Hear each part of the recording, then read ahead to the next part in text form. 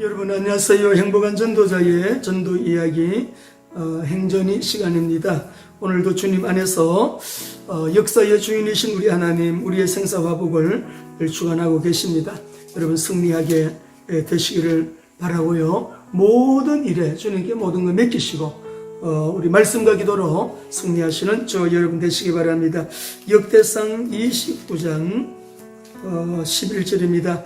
여호와의 위대하심과 권능과 영광과 승리와 위엄이 다 주께 속하여 싸우니 천지에 있는 것이 다 주의 것이로 소이다. 여호와의 주권도 주께 속하여 싸우니 주는 높으사 만유의 머리가 되심이니이다. 아멘. 이번 주 월요일 조선일보 칼럼란에 우리 김형석 교수님께서 쓰신 글을 소개해드리고자 합니다. 김형석 교수님은 연세대학 명예교수님으로 올해 101세가 되시는 철학자이십니다. 제가 읽어드리겠습니다. 김형석 연세대 명예교수는 일제시대에 태어나 공산치하에 살아보고 군사 독재도 겪어본 사람으로서 지금 한국을 보면 전쟁의 폐허에서 60-70년 쌓아 올린 나라가 무너지는 기분이라며 문재인 대통령은 취임사에서 약속한 나라와는 완전히 반대되는 방향으로 나라를 이끌고 있다고 비판했다. 그래서 이 제목이 나라가 무너지고 있다라고 하는 제목으로 글을 올리셨습니다. 지난 11일 인천 지필실에서 만난 101세 철학자는 나라 없이 산 우리 세대는 태어날 때부터 나라가 있던 사람들과 다른 애국심이 있다며 그 마음을 버릴 수가 없어 이렇게 고언을 한다고 말했다. 이날 인터뷰는 박원순 전 서울시장 유족측 법률 대리인인 정철성 변호사가 문재인 정부를 비판한 김형석 교수를 향해 이래서 오래 사는 것이 위험하다는 등 막말을 한 게 계기였다. 정말 젊은 사람이 온 국민이 존경하는 어른을 향해 참으로 막말을 한 것이죠. 하지만 김 교수는 그것은 개인적인 일이고 문제 삼고 싶지 않다며 이달 말 국회 통과가 예고된 언론중재법과 퇴장을 6개월 남긴 문재인 정부를 강도 높게 비판했다. 참 어른다운 그러한 모습입니다. 법치국가를 이렇게 만들어 놨는데 문재인 정부가 언론중재법, 주택임대차 보호법 등 불필요한 법을 급조해 국민을 더 불행하게 한다고 그는 진단했다. 김형석 교수는 국가가 언론과 시장의 자율성을 통제하는 방향, 즉 과거로 퇴행하고 있다며 정부 통제가 점점 심해지면 결국 중국과 비슷해질 것이라고 우려했다. 그야말로 망하는 길로 가는 거지요.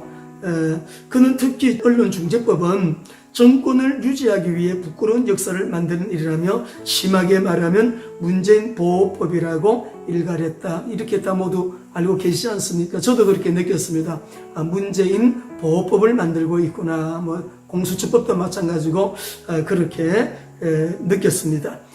김형석 교수는 또 지난 광복절 기념식에 대해 문 대통령 일본을 향해 대화의 문이 열려있다고 말했고 광복 회장은 친일파를 처단하자고 했는데 손발이 안 맞는 쇼였고 국민을 우롱했다며 유해가 돌아와 현충원에 안장된 홍범도 장군이 처음에는 독립운동을 했지만 나중엔 공산당원으로 일한 행적을 정부가 모르진 않을 것이라고 비판했다.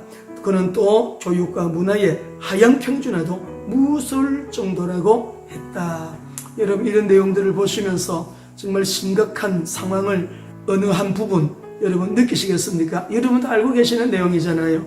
지난번에 홍범도 장군 이야기도 딱 이력은 들으면서 김은봉을 대한민국 국군의 뿌리라고 얘기한 것 같은 맥락입니다.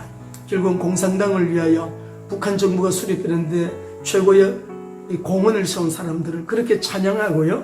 홍범도 장군이 처음에는 독립운동을 했지만은 나중에는 공산당원으로 일한 그런 모든 역사적인 행적을 정부가 알고 있으면서도 여러분 이 방향성 얼마나 위험합니까? 그래서 나라가 무너지고 있다라고 하는 이런 거를 어른께서 쓰신 겁니다.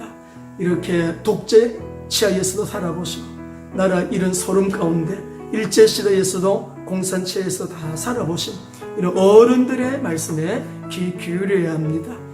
역사 또 학자들의 말씀에 귀 기울여야 합니다. 무엇보다도 우리 하나님의 말씀을 불법화하고 있는 하나님의 말씀을 진리를 불법화하고 불법을 여러분 합법화시키고 있는 비정상적인 이 정부의 방향성에 대한 무조건 따라가는 거 아닙니다. 신앙인은 스탑을 하고 말씀이 말하지 않는 데서는 멈춰야 됩니다.